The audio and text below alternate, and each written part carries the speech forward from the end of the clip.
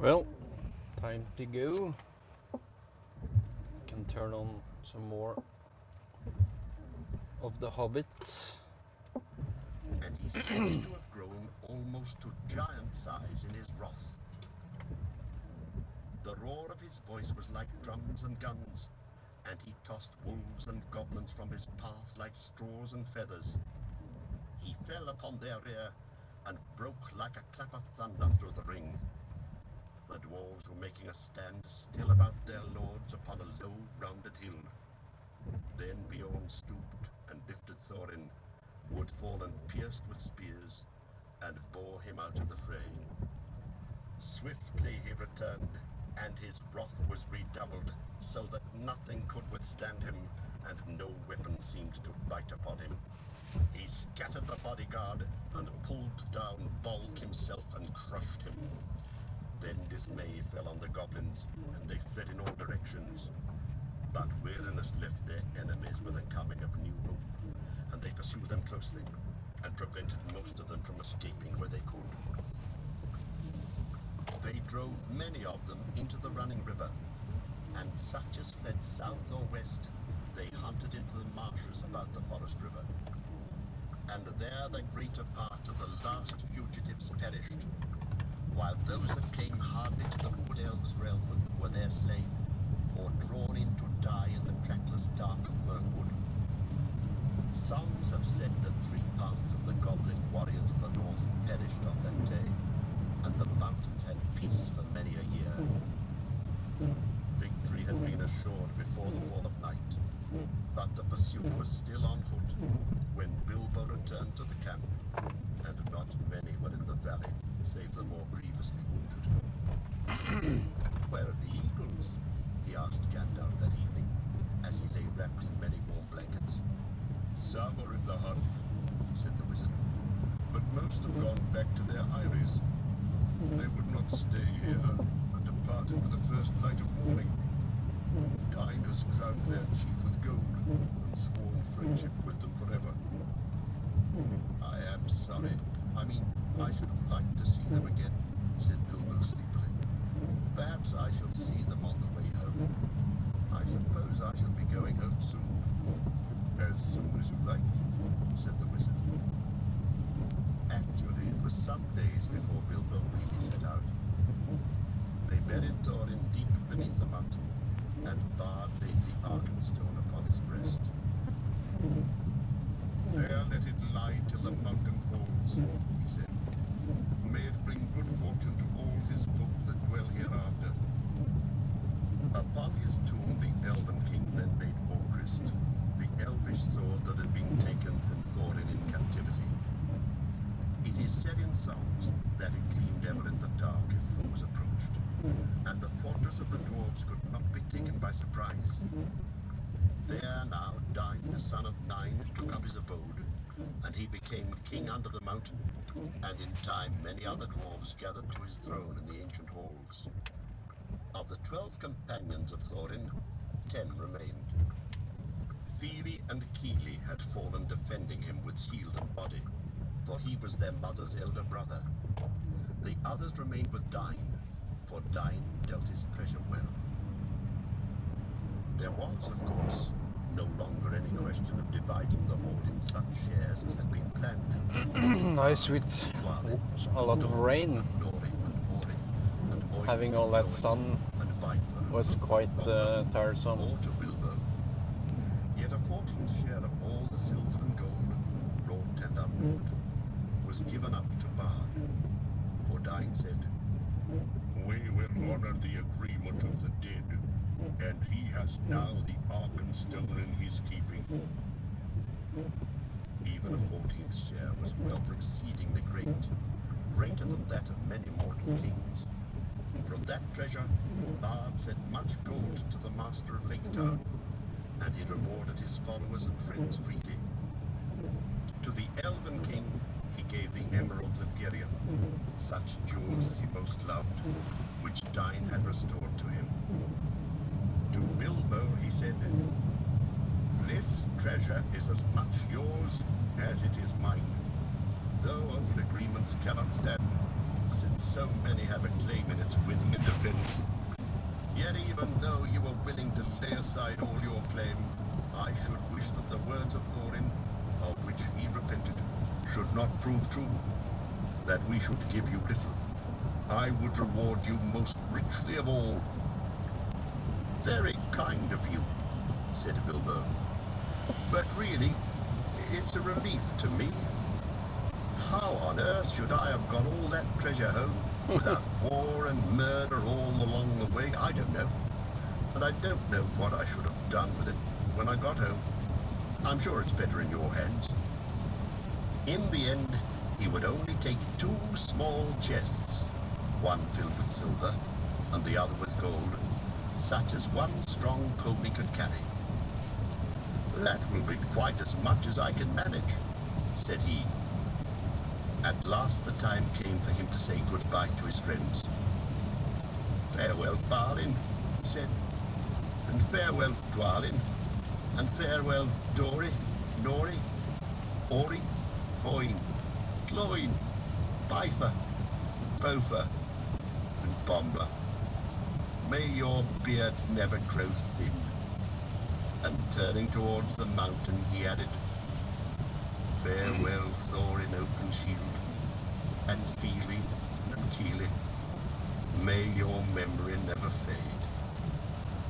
Then the dwarves bowed low before their gate, but words stuck in their throats. Goodbye and good luck, wherever you fare, said Balin at last. If ever you visit us again, when our halls are made fair once more, then the feast shall indeed be splendid. If ever you're passing my way, said Bilbo, don't wait to knock. Tea is at 4, but any of you are welcome at any time. Then he turned away.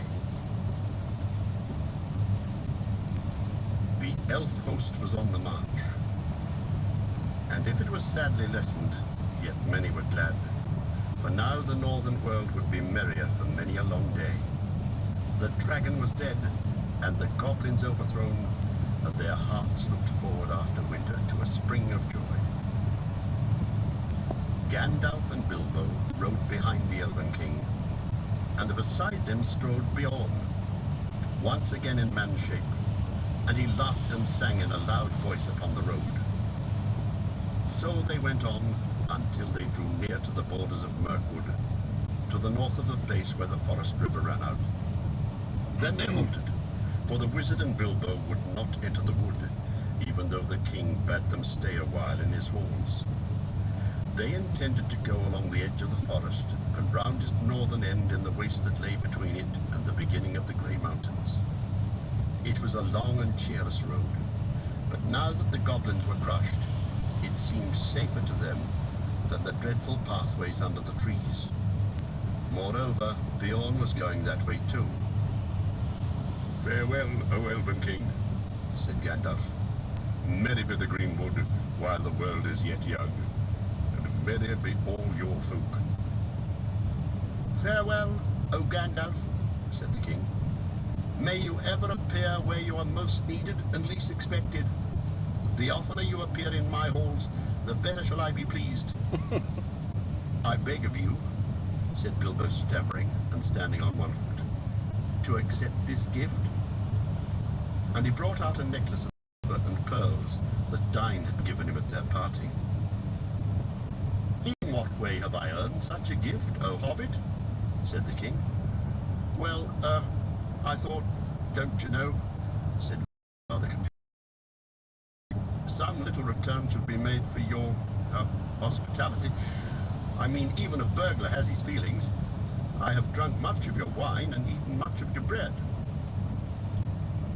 I will take your gift, O Bilbo the Magnificent, said the king gravely, and I name you elf-friend and blessed. May your shadow never grow less, or stealing would be too easy. Farewell. And the elves turned towards the forest, and Bilbo started on his long road home. He had many hardships and adventures before he got back. The wild was still the wild, and there were many other things in it in those days beside goblins, but he was well guided and well guarded. The wizard was with him and Beorn for much of the way, and he was never in great danger again. Anyway, by midwinter, Gandalf and Bilbo had come all the way back, along both edges of the forest, to the doors of Beorn's house, and there for a while they both stayed. Yuletide was warm and merry there, and men came from far and wide to feast at Beorn's bidding. The goblins of the Misty Mountains were now few and terrified, and hidden in the deepest holes they could find, and the wargs had vanished from the woods, so that men went abroad without fear. Beorn indeed became a great chief afterwards in those regions, and ruled a wide land between the mountains and the wood. And it is said that for many generations the men of his line had the power of taking bear shape, and some were grim men and bad, but most were in heart like Beorn, if less in size and strength. In their day, the last goblins were hunted from the Misty Mountains, and a new peace came over the edge of the Wide. It was spring, and a fair one with mild weathers and a bright sun, before Bilbo and Gandalf took their leave at last of Beorn. And though he longed for home, Bilbo left with regret, for the flowers of the gardens of Beorn were in springtime no less marvelous than in high summer. At last they came up the long road, and reached the very pass where the goblins had captured them before. But they came to that high point at morning, and looking backward, they saw a white sun shining over the outstretched lands. There behind lay Mirkwood, blue in the distance, and darkly green at the nearer edge, even in the spring. There far away was the lonely mountain on the edge of eyesight. On its highest peak, snow yet unmelted was gleaming pale.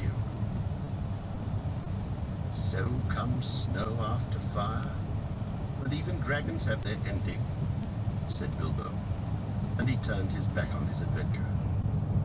The Tookish part was getting very tired, and the Baggins was daily getting stronger. I wish now only to be in my own armchair, he said. Chapter 19. The Last Stage. It was on May the 1st that the two came back at last to the brink of the valley of Rivendell, where stood the last, or the first, homely house. Again it was evening. Their ponies were tired, especially the one that carried the baggage, and they all felt in need of rest. As they rode down the steep path, Bilbo heard the elves still singing in the trees, as if they had not stopped since he left, and as soon as their riders came down into the lower glades of the wood, they burst into a song of much the same kind as before. This is something like it.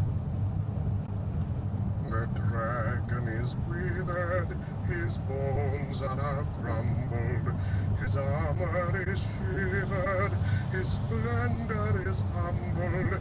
Those swords shall be rusted, and throne and crown perish, with strength that men trusted, and wealth that they cherish. Here grass is still growing, and leaves are yet swinging, the white water flowing, and elves are yet singing. Come tra-la-la-lally, come back to the valley. The stars are far brighter than gems without measure. The moon is far whiter than silver in treasure.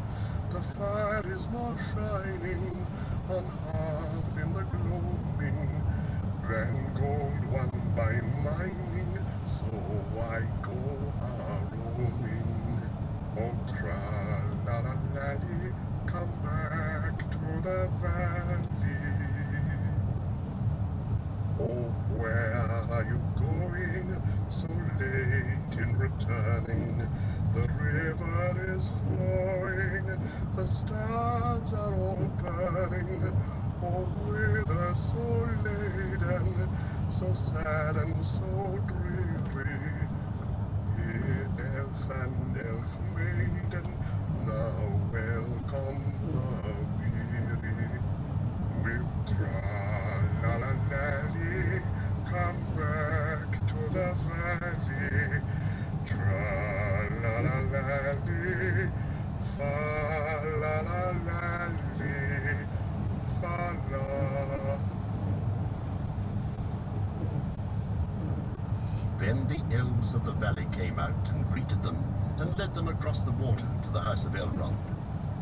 There a warm welcome was made for them, and there were many eager ears that evening to hear the tale of their adventures. Gandalf it was who spoke, for Bilbo was fallen quiet and drowsy. Most of the tale he knew, for he had been in it, and had himself told much of it to the wizard on their homeward way, or in the house of Beorn. But every now and again he would open one eye and listen when a part of the story which he did not yet know came in. It was in this way that he learned where Gandalf had been to, for he overheard the words of the wizard to Elrond. It appeared that Gandalf had been to a great council of the White Wizards, masters of lore and good magic, and that they had at last driven the necromancer from his dark hold in the south of Mirkwood. "Ere long now," Gandalf was saying, "the forest will grow somewhat more wholesome. The north will be freed from that horror for many long years, I hope. Yet I wish he were banished from the world." "It would be well indeed," said Elrond, "but I fear that will not come about in this age of the world, or for many after." No, fan har de kø? When the tale of their journeyings was Fuck. told, there were other tales, and yet more tales. Tales of long ago. Roadworks tales of ahead new or something? things, and So, tales a of lot no of time at traffic. all, till God damn. Bilbo's head fell forward on his chest, and he snored comfortably in a corner. He woke to find himself in a white bed, and the moon shining through an open window. Below it, many elves were singing loud and clear on the banks of the stream. Sing all ye joyful, now sing all together. The wind's in the treetop, the wind's in the heather. The stars are in blossom, the moon is in flower, and bright are the windows of night in her tower. Dance all ye joyful, now dance all together. Soft is the grass, and let foot be like feather. The river is silver, the shadows are fleeting. Oh, someone- Merry maybe someone is crashed. Maytime, and merry a meeting. Sing now we softly, and dreams let us weave him. Wind him in slumber, and there let us leave him. The wanderer sleepeth, now soft be his pillow. Lullaby, lullaby, alder and willow. Sigh no more pine, till the wind of the morn. Full moon, dark be the land, hush, hush, oak, ash and thorn. Hushed be all water till dawn be at hand. There are quite a lot of songs in this book. Merry people, said Bilbo, looking out. What time by the moon is this?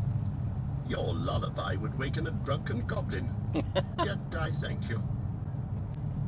And your snores would waken a stone dragon, yet we thank you, they answered with laughter. It is drawing towards dawn, and you have slept now since the night's beginning. Tomorrow, perhaps, you will be cured of weariness. A little sleep does a great cure in the house of Elrond, said he, but I will take all the cure I can get. A second good night, fair friends. And with that he went back to bed and slept till late morning.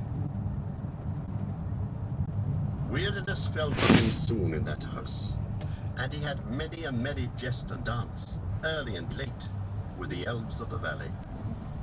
Yet even that place could not long delay him now, and he thought always of his own home.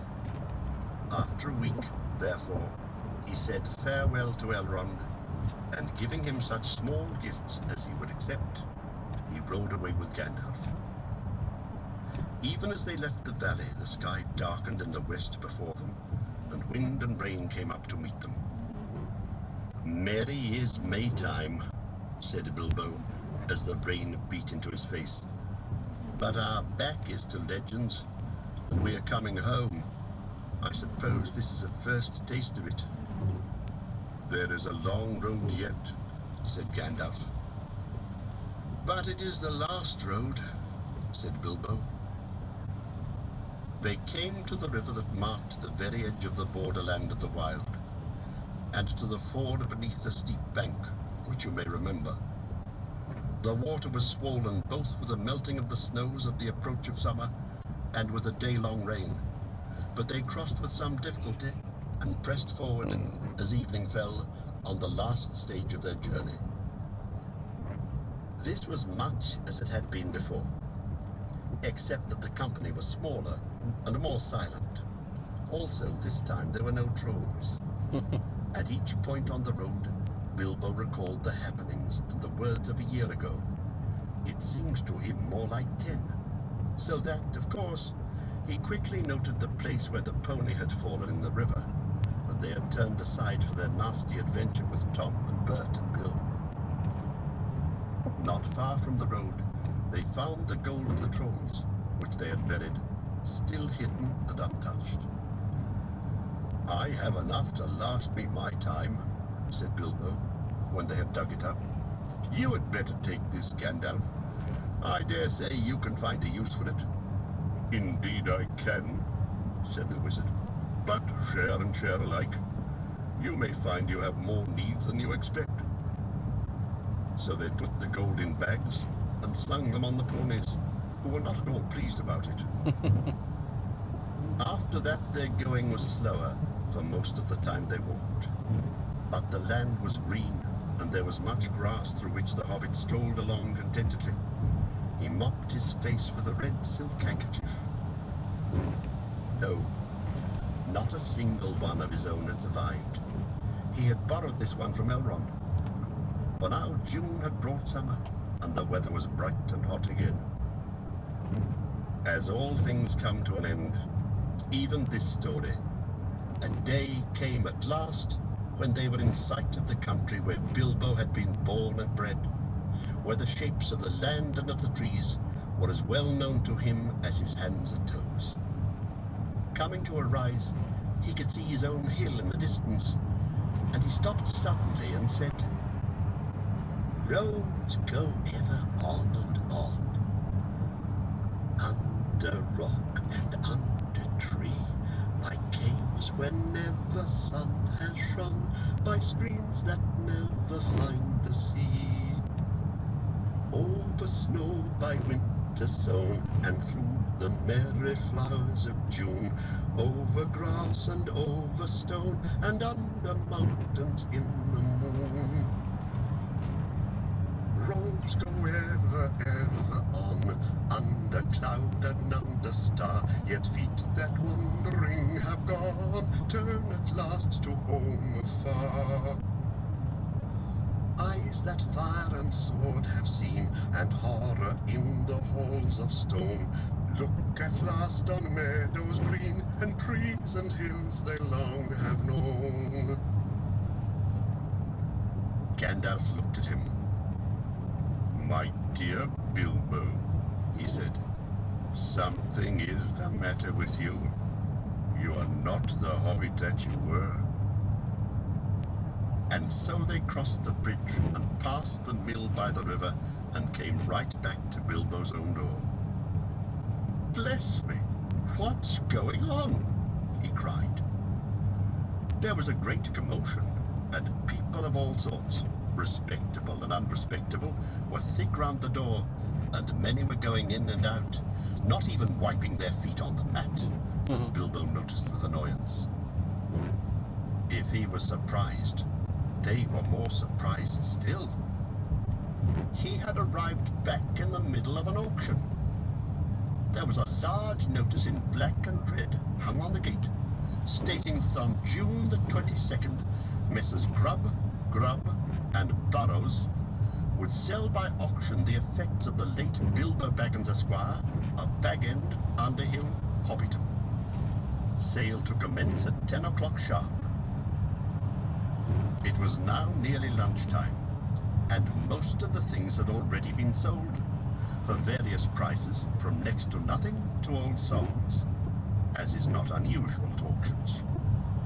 Bilbo's cousins, the Sackville Bagginses, were, in fact, busy measuring his rooms to see if their own furniture would fit. In short, Bilbo was presumed dead, and not everybody that said so was sorry to find the presumption wrong.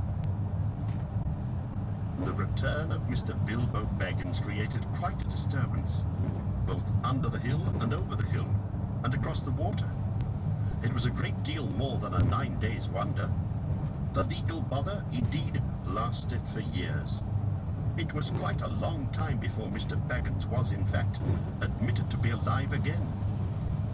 The people who had got specially good bargains at the sale took a deal of convincing, and in the end, to save time, Bilbo had to buy back quite a lot of his own furniture.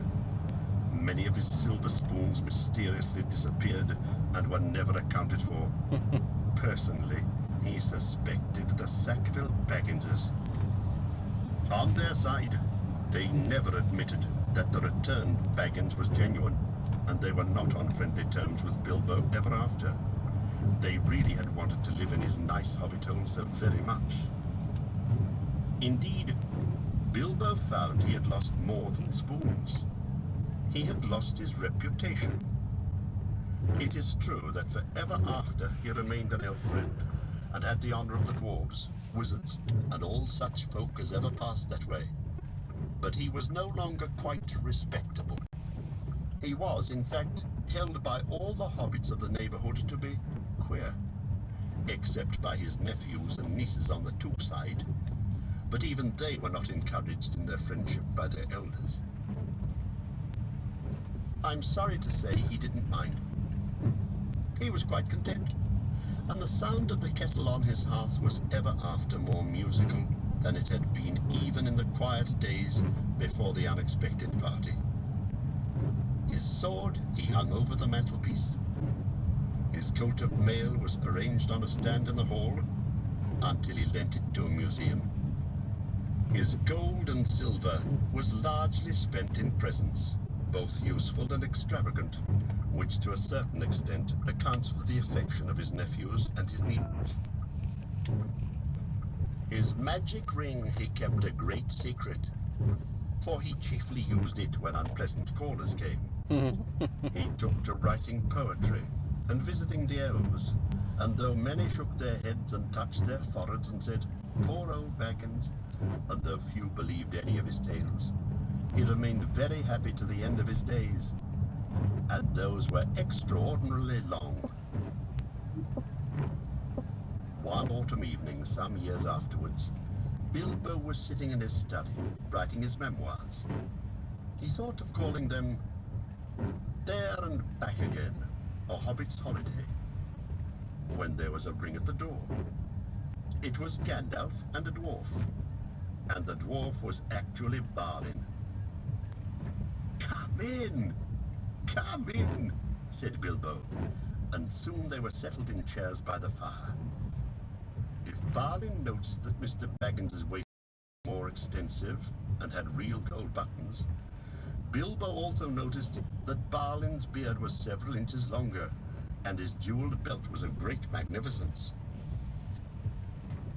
They fell to talking of their times together, of course, and Bilbo asked how things were going in the lands of the mountain. It seemed they were going very well. Bard had rebuilt the town in Dale, and men had gathered to him from the lake and from south and west, and all the valley had become tilled again and rich, and the desolation was now filled with birds and blossoms in spring, and fruit and feasting. More prosperous than ever, and much wealth went up and down the running river. And there was friendship in those parts between elves and dwarves and men. The old master had come to a bad end. Bard had given him much gold for the help of the lake people, but being of the kind that easily catches such disease, he fell under the dragon sickness and took most of the gold and fled with it, and died of starvation in the waste, deserted by his companions. The new master is of wiser kind, said Balin, and very popular, for, of course, he gets most of the credit for the present prosperity. They are making songs which say that in his day the rivers ran with gold. Then the prophecies of the old songs have turned out to be true after a fashion, said Bilbo. Of course, said Gandalf. and why should not they prove true? Surely you don't disbelieve the prophecies because you had a hand in bringing them about yourself? You don't really suppose, do you, that all your adventures and escapes were managed by mere luck, just for your sole benefit? You're a very fine person, Mr. Baggins, and I'm very fond of you. But you're only quite a little fellow in a wide world, after all. Thank goodness, said Bilbo, laughing, and handed him the tobacco jar.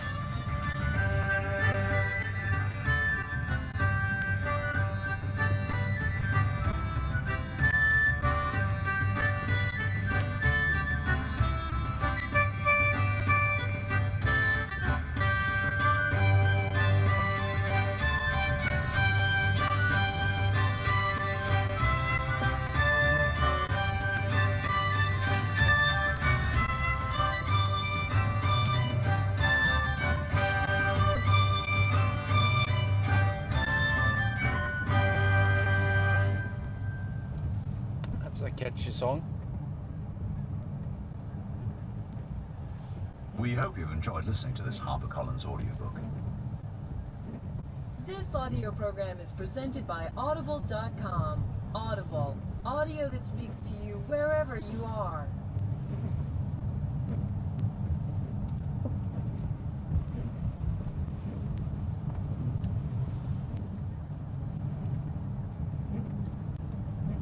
Well then, I just have to drive the last part. I'm not too far away from my friend's house now.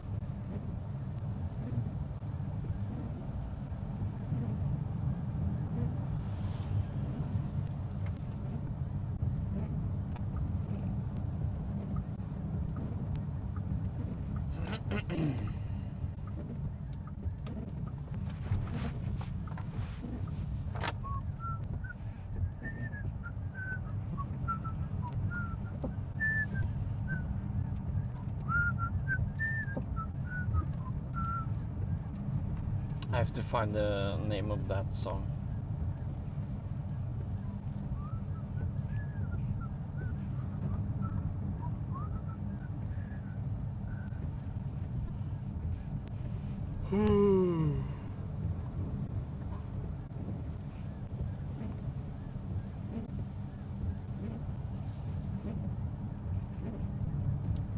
Seems I need to turn on the air conditioning again because it's getting foggy.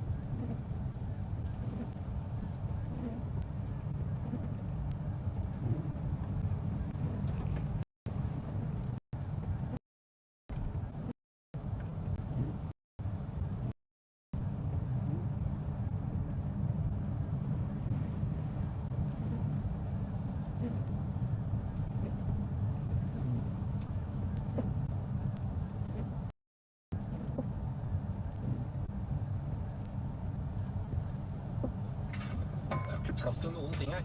Det så trangt her. Hei, har dere hus med plass til mer enn 2 gjester, eller? Få plass til flere enn 2 gjester. Nå feirer Elsbyhus 30 år i Norge med ferdighus til ferdig pris. Les mer og bestill på elsbyhus.no. Overhørt av Solidox? En frisk mening. Du, visste du at halve Norge har dårlig ånde? Hvor har du det fra?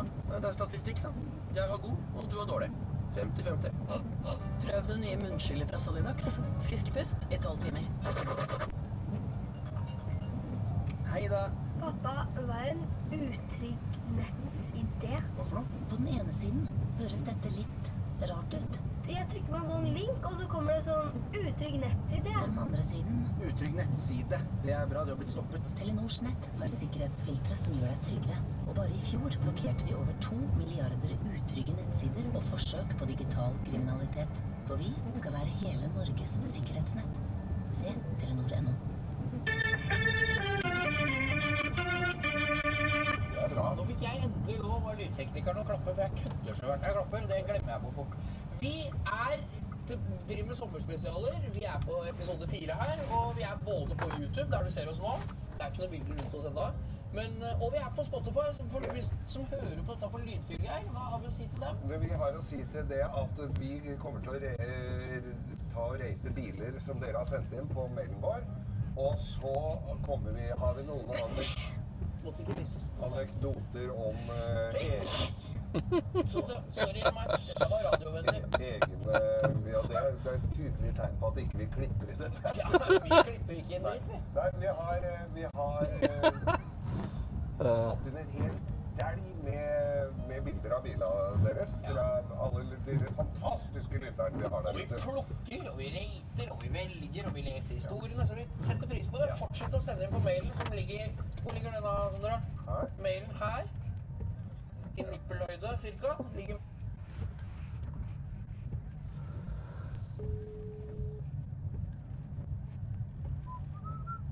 Hallo? Hei, da jeg utenfor om 2 minutter.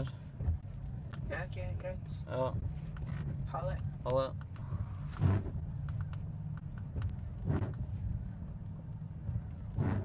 I nippelhøyde, cirka, ligger mailen. Så da kan du bare fortsette å sende inn. Vi rater, og i den forbindelse her har vi kommet til... Ja, her har vi kommet til... Oddbjørn Amundsen. Oddbjørn Amundsen, skal jeg lese litt hva han skrev? Hvorfor tenker jeg på en sånn Karpe-sang med han som i kjellerleiligheten? Hva het han igjen? Han der Amundsen? Roald? Nei, Roald. Det var hans skøyteløperen, det. Ja, Roald. Som gikk til Sydpolen på langdistanseskøyter. Sender et par bilder av 91-modell Golf GTI 16-ventiler.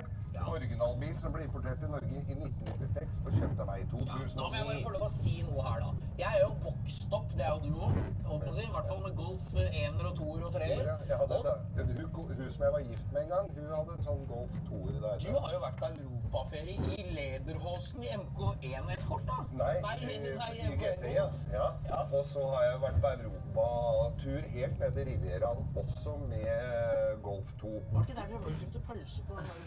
I Monaco.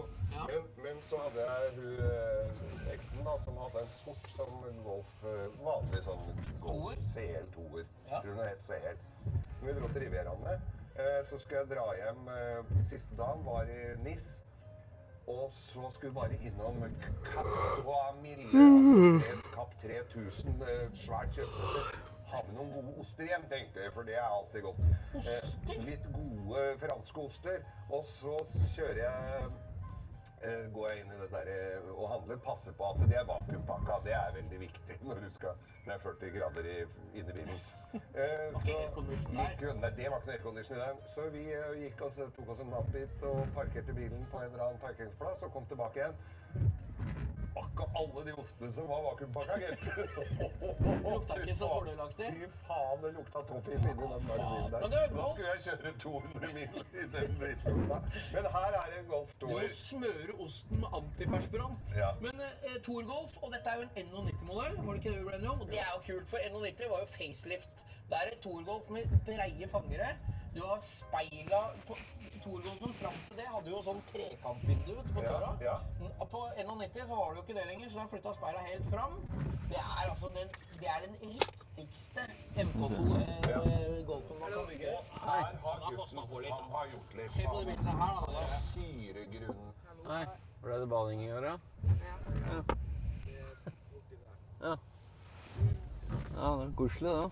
Da får dere kose dere. Jo. Takk. Så får vi prøve å styre litt lenge til neste gang. Ja, jeg får dra på en eller annen hytte eller noe sånt. Jeg har jo Ja, det er jo... hytta deres og hytta vår i Sverige. Ja.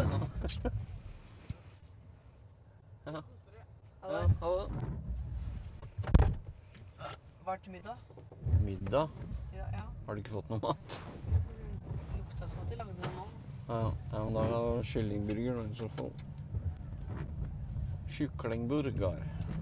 Ja, og dyppa og... Se det rustede eksosanlegget, og helt svart, og alle bær. Se på dette. I antrasitt. Tredelte hjul med gull senter. Du ser hva jeg mener? Speil er helt fram.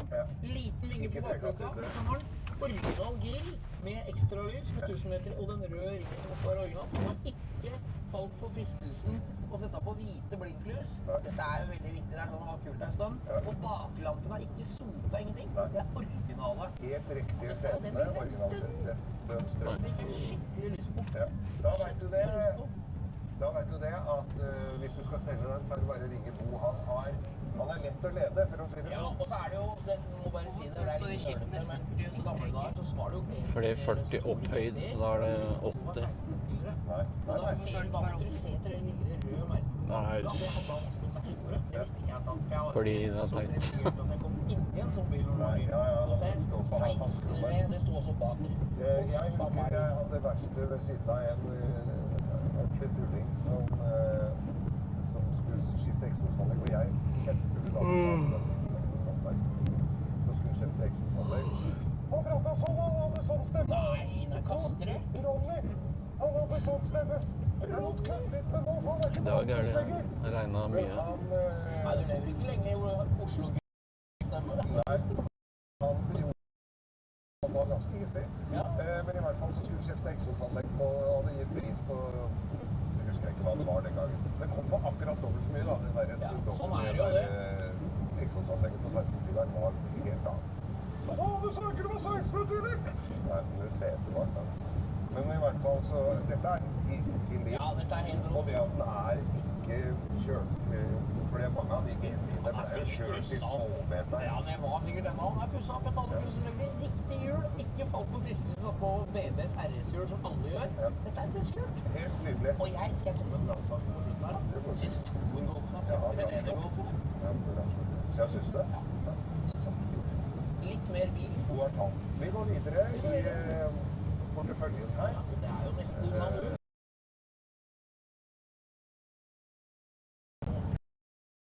Skal vi kalle fra forhjulstrekk med tverrstilt motor til lengderetningsstilt motor og bakhjulstrekk. Jon Kristoffer Emlevsvåg, han har sendt inn bilde av denne. C-Kadett. 79, original 1255 hester. God stand, ikke strøket, fin på avstand, veldig... Ja, det er akkurat sånn vi vil ha det, for da kan du, det heter bruksveteran. Ja. Det er jo helt veldig å se. Han har jo samme opplegget som han hadde på Citroën tidligere episoder her. Sponsaler. Ja. Og så Kadett C er jo noe av det mest bølgende du kan ha. Min venn Torstein... Nå var det jeg som deg. Ja, se det. Det er bare raw material som går etter. Torstein, en god kompis av meg fra... Du burde se på en TV-serie som heter Mr. Pickles på HBO. Dritmorsom, han er helt sjuk. Det er en sånn bikkje som er litt sånn som Dexter, bare det er en bikkje. Som har en sånn fange under bakken, eller fange, fengsel under bakken og sånn. Satanisk bikkje. Mr. Pickles! Så 2,8 liter i den kadetten. Tror jeg bremsa 260 hester på bakhjul der. En sånn C-kadett. Så der er det. Ja, og Engelund hadde jo kadett. Hadde du V12 da? Nei, da var det 80 med twin turbo i den grønne starten med bare 2 dører. Ja. Dette nå tror jeg vi babler, og så tror jeg vi begrenser oss på dette. Men så tror jeg mange at jeg tror kanskje det er litt av dere har lyst til å høre om gamle der. Engelund hadde sånne døve Venom-felger, husker du dem? Som startet sånn ut, sånne svære høl med sånn ut i sentrum. Ja, men kan være stasjonsvogna da, med 1000 hester som gjør at det er godkjent. Han får denne her for godkjent for, det er jo først. Han er super. Men jeg så en ting der. Ok, jeg går tilbake. Ja, se han har elbillader. Nei. Han var med hele veien. Oppløpssida. Snurret på oppløpssida. Litt sånn som Gjert Ingebrigt. Men det var, jeg synes at kan jeg se familien der vi ikke gidder å vente så mye. Det er en god del oppløpsgjøring av greier som gjør seg det hjelper på. Du vet hva, til tross for elbillader, nå vet jeg faen hvor du er her der, nå har jeg masse kameraer og sånn. Til tross for elbillader, kan et C med svart panser og hvite rallybølger, hvitbarte monobølger, det går vi for det. Det er terningkast 7. Nei, uff. Ferdig snart, eller? Hei, har dere hus med mer enn ett bad, eller? Det er deilig med 2 bad. Nå feirer Elsbyhus 30 år i Norge med ferdighus til ferdig pris. Les mer og bestill på elsbyhus.no. Overhørt av Solidux? En frisk mening. Du, visste du at halve Norge har dårlig ånde? Hvor har du det fra? Det er statistikk da. Jeg har god, og du har dårlig. 50-50. Prøv det nye munnskyllet fra Solidux. Frisk pust i 12 timer. Hei da. Pappa, hva er en utrygg nettside? På den ene siden høres dette litt rart ut. Jeg trykker på en sånn link, og så kommer det sånn utrygg nettside. På den andre siden Utrygg nettside. Det er bra, det har blitt stoppet. Telenors nett har sikkerhetsfiltre som gjør deg tryggere. Og bare i fjor blokkerte vi over 2 milliarder utrygge nettsider og forsøk på digital kriminalitet. For vi skal være hele Norges sikkerhetsnett. Se Telenor.no. Kontrollen over flere land er skruet, som da havner på statens hender igjen. Utenlandske selskap som er aktive i Burkina Faso, der vi har høyere andel av fortjenesten til landet. Og de må bidra til at disse lokale unge arbeidsløse får yrkesopplæring og forhåpentligvis da også jobber. Ibrahim Traoré har på ganske kort tid gått fra å være en ukjent militærkaptein til å bli en leder mange stoler på. Etter årvis med usikkerhet så er det nå mange som håper at det er han som skal få landet opp på beina igjen. Tyskland. Her er det både sånn Latvia og Vilnius. Er tappa der borte, tror du? Ja, det kan godt hende. Ja, når kommer Nordstad bombetrykken? Nei, den kommer ikke. Nordstad, det er litt mer sånn båndsolid konsern. Det høres ut som Nordstad-kommisjonen. Det er kanskje ikke så brandvennlig på det.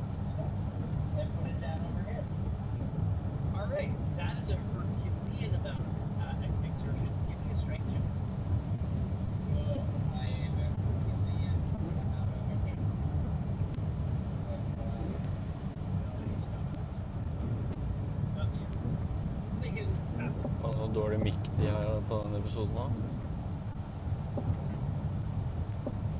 Håper du også gjør det. Kos dere. Best of vår. Der altså. Ellers er det hyggelig å endelig være tilbake. 2025 har levert så langt. Det er vanskelig å si. Det er jo det med nyttår. Det er ny frisk. Man håper liksom at på det beste. I år er det på en måte internasjonalt sett ikke noe stor grunn til å heise flagget. Veldig spennende hva som skjer neste år. Ja, men dette er helt feil, Atle. Ja, fordi nå er det offisielt at alt går i dass. Ja, er det det? Ja, det er jo kriger og ditt og Trump skal ha Grønland. Altså, alt går i dass. Og fordelen med det er at da er det ikke noe vits i å drive og ta seg sammen. Nei, det er sant. Det er riots. Det er ikke noe poeng. Begynn å røyk, spis rødt kjøtt, trikk med begge hendene. Bare slapp av, det her går i dass. Så bare gå tilbake.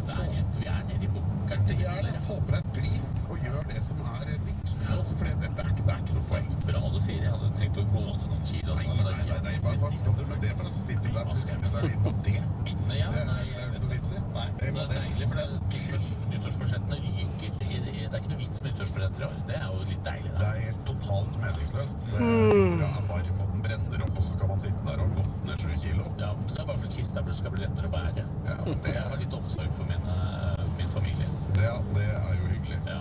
Jeg personlig må jo si at 2025 begynte dårlig. Ja, så bra. Det er privat mer. Det er mer privat, ja. Den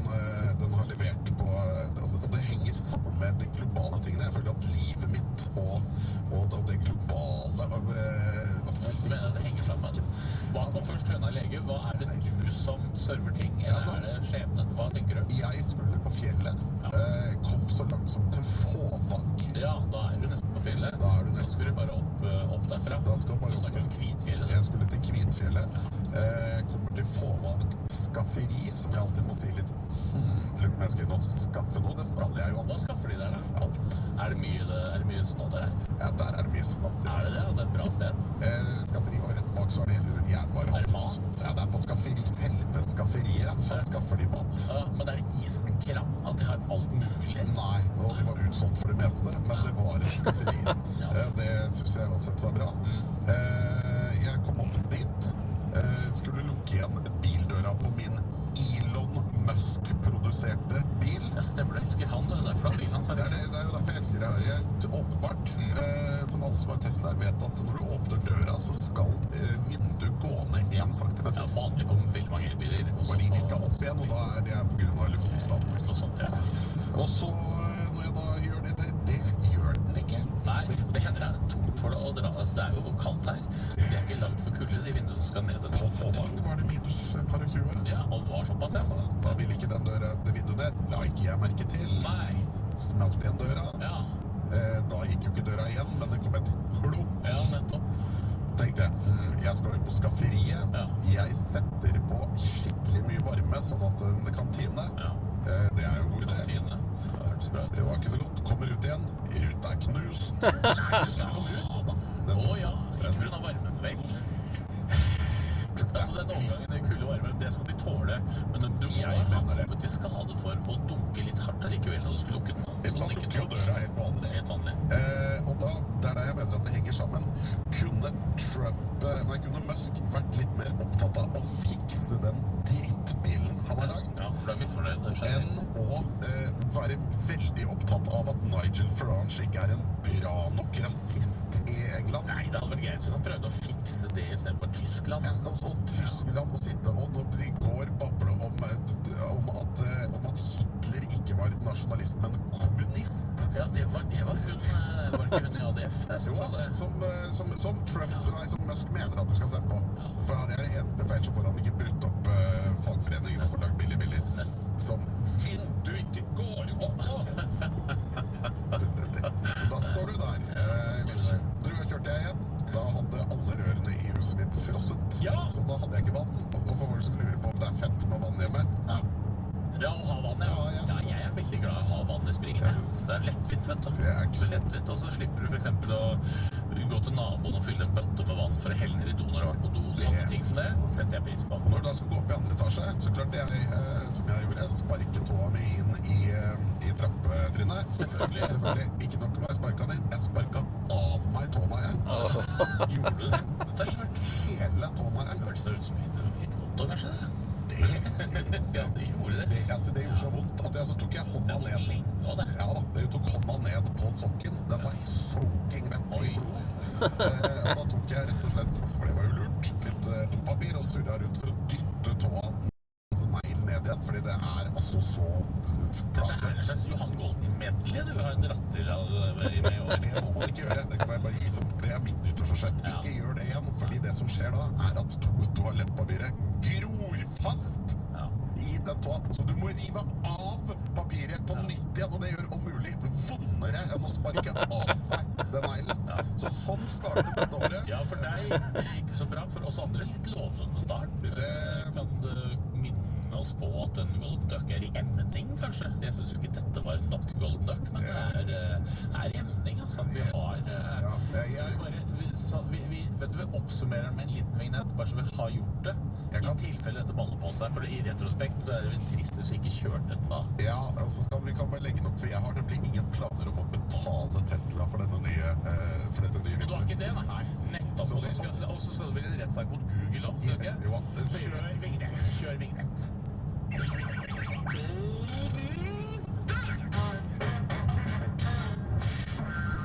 og med at du har hatt en så krisestart på året, kan jeg toppe det med at jeg har hatt en helt grusom start på året selv. Har du det?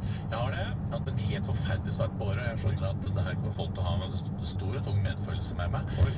Skal vi snakke om det? Skal vi lage egen podcast?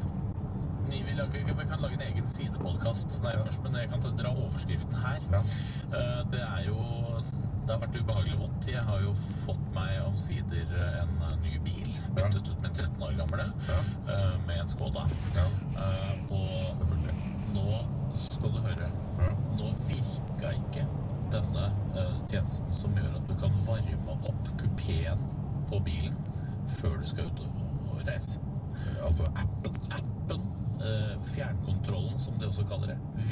altså ikke, så jeg måtte sette meg i kald bil, det vil si det måtte jeg ikke. Jeg måtte gå ut og sette i gang varmeapparatet selv fysisk, og gå inn igjen i huset og vente 6-7 minutter før jeg gikk ut igjen i varmebil. Det krise. Om det krise, altså for å si det sånn, hvis året skal fortsette sånn, så da er jeg ferdig. Ja, nei, det Og så i tillegg så appen oppsternasig. Den faen meg frekk som en satan. Den skriver altså til meg, nei, du kan ikke varme opp bilen på grunn av overdreven bruk av fjernkontroll.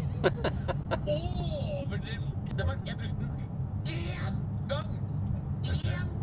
Eneste gang skulle jeg bruke den. Det var overdreven bruk, fordi jeg har et 12-volt batteri, som viser seg å være et minus 12-volt batteri, som nå må skiftes. Du har jo elbil. Jeg har elbil, men det har et eget lite startbatteri. Det har vist alle elbiler. Dette visste jo ikke jeg før den ikke funka. Og da har jeg får jeg beskjed, nei, på grunn av overdreven bruk. Det er min feil. Det er min feil. Den skal gi meg skylda for at den ikke vil varme opp bilen. Skjønner du hvor det er? Fy faen, det er 2025, ass. Slutt å trykke så mye på den. Ikke lek med fjern. Ikke hold på å varme opp den. Jeg har ikke sett det og tenkt, nå skal jeg varme opp i natt, og nå skal jeg varme opp en gang til. Det hadde vært overdreven bruk. Nå skal jeg sitte og varme opp bilen min en gang i timen hele døgnet. Det er overdreven bruk. Jeg er sikker på dette her. For den er ny, denne bilen. Jeg er så sikker på at nå har Skoda tatt den inn for å fikse det. Da er jeg sikker. Har de hentet hele bilen? Men de kommer jo ikke bare med et batterien skal inn på verste. Ja, hva kjører du rundt til? De kunne bekrefte at det ikke var overdreven bruk. De var enige i det. Ja. Så jeg vet ikke hvordan mitt liv blir fremover. Dette skal følges opp nøye fra alle kanter. Og du har ikke bil, du altså? Jo, de kom og hentet den og satt igjen en makan som jeg får låne til neste, så jeg kan ikke klage på service. Jeg synes det var rent for gærlig at jeg blir beskjelt av appen for å drive med overdreven bruk av fjernkontroll. Men har du brukt fjernkontrollen på denne nye bilen? Faen, altså, den jævla appen, fy faen, jeg sier meg på den appen. Altså, hvis ikke den skjerper seg nå etter at jeg får nytt batteri, da er det ute å kjøre. Men hvordan funker det på den lånebilen du har? Har du brukt appen for noen gang? Jeg kan ikke bruke appen på en lånebil, det går jo ikke an. Men nå er det jo ikke så kaldt, så det får gå, liksom. Nei, de kan ikke begynne å lage egen bruker for en bil jeg har i 2 dager. Det blir for noe. Nei, da blir det kjempe. Det tror jeg ikke appen er i stand til å takle. Hæ? Skal man flere? Nei, det er ikke snakk for det. Så det er quiz-time. Det har ballet på seg den siste. Vi har jo hatt en quiz eller 2 for første gang på lenge. Nå har det kommet 2 nye fra eminente lyttere. Eminent, det skal vi komme tilbake til. Det skal vi komme tilbake til, for jeg har sett den ene. Den ene har du sett, du har heldigvis ikke sett løsningen, derfor så kan du ta den, for vi driver ikke med juks. Det gjør vi ikke. Nei, men vi tar den andre først, og det er, den begynner bra. Verden har nok en gang hørt på misjonen, og Home and Cottage er slått konkurs. Vil jeg få lov å si at det er ikke vi personene som har gjort det, men vi har hevdet at den ikke har livets rett, og det hadde den heller ikke. Nei, det er veldig synd på alle de som har fått sparken og sånn, men det vi egentlig stilte på var at det viser seg altså at drivved ikke er drivverdig. Her kommer quizen, Johan. Det visste vi. Ikke foregripe nå. Nei, ok. Her står det hvor du kan svare på hva du syns om at de blir lagt ned. Alternativene, det må du få. Ja. Og alternativ A er, dette var begredelig. Hvor skal jeg nå få tag i stubber, steiner og drivved til tusenvis av kroner? B, det var jo litt dumt. C, oi da. Eller 3, dette skal skje. Hysj og ja, Morna, Home and Cottage, selv om det er litt kjedelig for det ansatte som mister jobben. Og det sies også her, vi kan finne på riktig svar selv. Det er jo en litt ny vri. Du trenger ikke gjenta... Nei. Hvis vi finner på det selv. Mye kan være riktig her. Ja da, B, oi da, det var dumt. Litt dumt. Blanding mellom C og B. Ja, oi da, det var litt dumt. Så ikke A, dette var begredelig, hvor skal jeg nå få tag i stubbersteiner og drive tusenvis av kroner? Nei, for det blir for personlig. Det blir for dusig. Folk vet jo ikke at du på privaten er glad i disse tingene. Jeg har et bord jeg er med fra Home Cottage. Eller det vil si, Always my castle. puta di også jo flott. Nei, men det er bord, så tilfelle blir oversvømmelse, så kan jeg bare sette meg på bordet, for det jo drivved. Det riktig. Så det jo bare padle ut I friheten hvis det skal være et problem. Men hvor skal dere få kjøpt stige til å ha på badet? Nei, det vanskelig å si. Altså, det kan jo liksom ta en vanlig stige. Ja, det blir ikke det samme. Nei, det blir for billig. Ja, det blir ikke det samme, altså. Når du skal klatre opp på siden der. For det stigen som skal på badet, hvor får vi tak I det nå? Men det går jo kanskje an å tilegne seg restlageret. Og starte for seg selv. I restlageret, altså skabben. Skabben. Det bare gå over til hent, det som der. Det lageret. Det korrekt. Det også kommet til å se en til, som jeg vil påstå. Det vanskelig å si om denne 100% på ballen, denne quizen som kommer. Men, den har førsteplass, faktisk, på en innsendt quiz. Etter at dere har hørt quizen, skal jeg fortelle hvilken førsteplass det var. Det denne quizen her. Hva het Michael Jacksons berømte album fra 1982? Ja. Vil du ha alternativer? Ja, det vil jeg. A. Thriller. B. Dårlig. C. Farlig. Ja, og nå kan jeg altså nå skal jeg avsløre hvilken plass denne quizen går på. Ja, og hvilken det den dårligste quizen vi noensinne, og vi har fått tilsett mye dårlig quizen. Vi har fått tilsett mange dårlige, de har ikke kommet på lufta, men denne var så dårlig at den kom på lufta, og det jo I seg selv en kvalitet. Helt thriller, hva var nummer 2? Dårlig. Den jo ikke dårlig. Eller C, farlig. Og det står også underst. A selvfølgelig.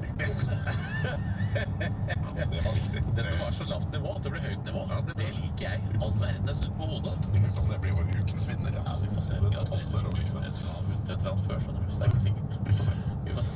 Du, det har kommet et graverende innlegg I Avisblad fra et ungt menneske som ikke vet bedre. Vi får bare rett og slett si det så enkelt som det. Det en fyr som skriver et leserinnlegg om at han hater T-banen. Det må han gjerne gjøre, men ikke av den grunnen at han ikke kommer tidsnok, eller at det stappa fullt eller sånt noe. Nei, det rett og slett problematisk, synes vedkommende, at folk ser ned I mobilen, og ikke setter seg, ser andre inn I øyet og begynner å kakle. Det rett og slett så graverende innlegg dette her, at vi må vurdere om vi skal sende vedkommende på dør ut av landet. Dette jo mulig vi har tatt opp dette, men dette veldig lenge siden I så fall. Denne greia med nordmenn så kalde mennesker, de snakker ikke med hverandre en gang på trikken. De setter seg her I ledig, så setter man seg lengst mulig unna. Vi jo globetrotters, vi har vært I New York. Hvor mye kakling det med fremmede der? Veldig lite. Veldig lite. Ingen som driver med det. Og det å sette seg ned, hvis det flere ledige plasser på T-banen, og det kommer en person og setter seg helt inntil deg når det flere andre ledige, da tenker du, jeg flytter meg med en. Og så det jo noe historisk nytt dette her. Jeg har jo sett gamle bilder. Alle sitter og leser avisa, selvfølgelig. Ingen som setter seg ned på trikken for å stifte nye bekjentskaper. Det jo, du sitter der for å komme fra A til B. Du sitter jo ikke, halla, hvordan går det? Det jo et mareritt uten sidestykke. Dette mener jeg, altså hvis ikke han som har skrevet dette, William Fond, hvis ikke William Matthäus Fond for øvrig, hvis ikke han blir sendt ut til landet, så tenker jeg, da får vi I hvert fall få på et skilt, hvor det står skravlebøtte, eller her skal det kakles, obs, så vil vi vite også hvilken T-bane han skal ta, så det mulig å ta en annen. For dette går ikke. Nei, dette går ikke. Dette jo ingen som vil. Jeg mistenker at han også en sånn fyr, som når han går inn på et urinal, så stiller han seg ikke I en av sidene, men I midten. Sånn at du nødt til å stille deg ved siden av han uansett. Ja, sånn, det skal tisses. Deilig dette. Dette var det vi kalte byoriginaler I gamle dager. De gikk ut og skravla med folk uten mål og mening. Det artig med en og annen sånn. Det savner dem litt, men det vil jo ikke bli der lenge. Nei, og så vil du ikke ha de etter deg. Ikke det? Du vil gå og se på de, le litt av de, og kose deg og tenke, dette jo hyggelig, folk forskjellige, så gøy, men du vil jo ikke ha det ved siden av deg om morgenen. Du sitter der og kjempetrøtt, og så skal du ha en eller annen fyr som skal bli kjent. Hva målet da? Skal du komme til å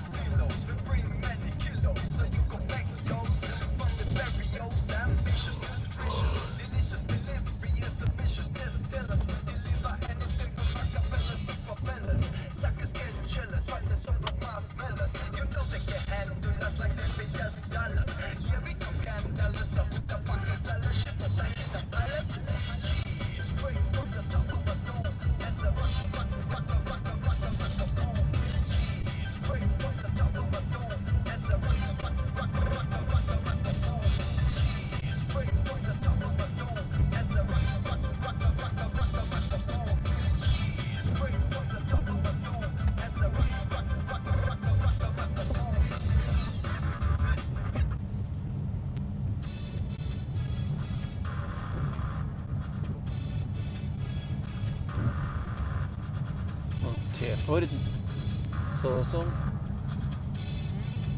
Den bilen her, den gamle bilen.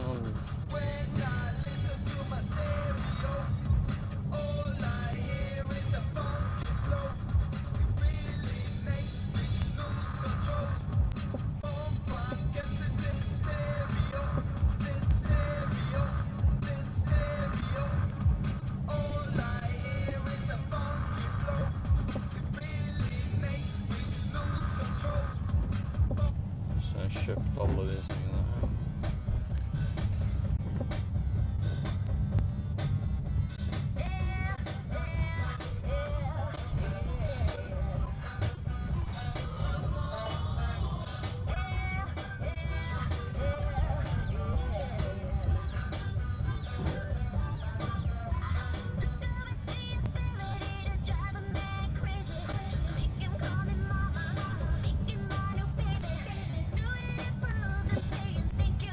Den var fin.